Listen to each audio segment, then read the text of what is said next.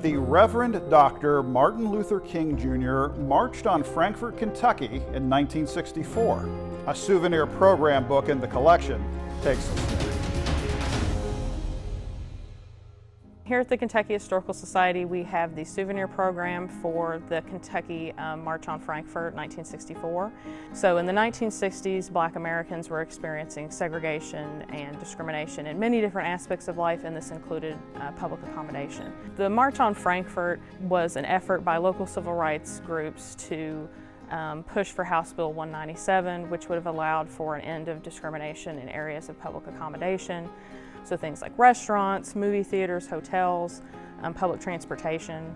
They were seeking more equality as to their white counterparts. If we look inside of the program, we can see kind of an overview of the day, some of the participants that would have been there.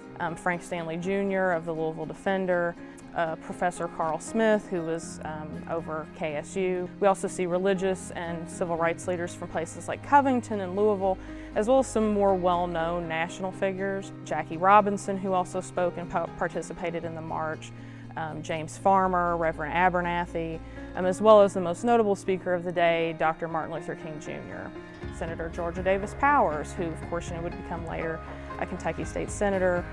She was involved in organizing the march, and it really was a large interracial, interfaith effort.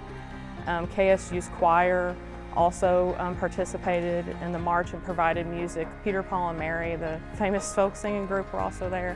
Another really interesting part of the program is a directive on what civil rights advocates should do after the march.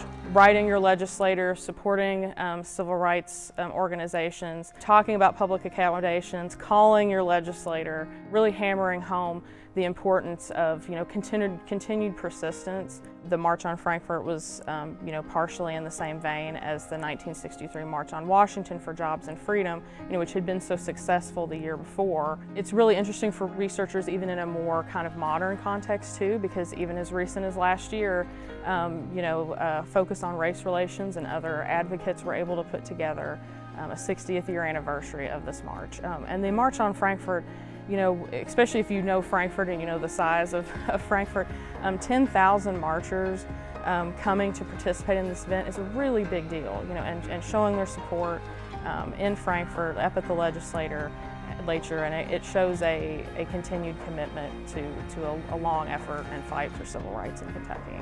For more information, visit us online at history.ky.gov. From the Kentucky History Center and Museums in downtown Frankfort, I'm Doug High.